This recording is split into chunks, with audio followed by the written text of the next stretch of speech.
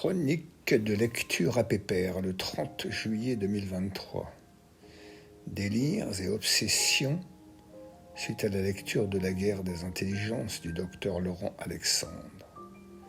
Résumé, l'intelligence artificielle, allô, maman, bobo.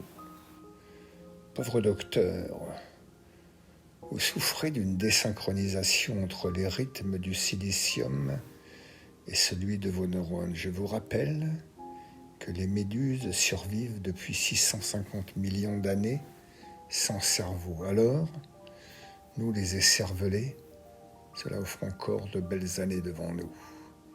Il vous manque un peu de bon sens, de rigueur dans votre démarche littéraire de propagandiste de l'intelligence artificielle. On sent, dans le déroulement de cette œuvre, naître assez rapidement le doute d'une pensée sous pression, telle la vapeur dans la cocotte minute. Ouf! La cuisinière a ôté le couvercle, le docteur respire. C'est ainsi que l'ouvrage se déroule, de la fascination au doute. Descartes est passé par là. Un conseil. Ma grand-mère disait « Ne mange pas trop vite, tu vas faire de l'aérophagie ». Ce n'est pas une maladie, je vous rassure, mais un simple dysfonctionnement alimentaire de gourmand. Alors, écrivez quelques lignes de code informatique dans le langage de votre choix.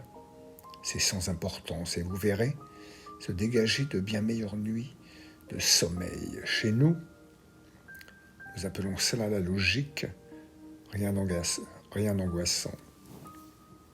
Petit rappel, ce dernier demi-siècle informatique a navigué de fichiers séquentiels ou séquentiels indexés, de la database à la base de données multidimensionnelle, du COBOL, Fortran, au HTML, PHP, langage C, Swift, Java, Python pour la machine learning, du SQL au hashtag, de la carte perférée au cloud, de la disparition du compilateur aux instructions exécutables du if, goto, sort et display sans quasi mot dire. Je suis passé par opportunisme professionnel, par ces quelques douceurs, j'ai beaucoup joui.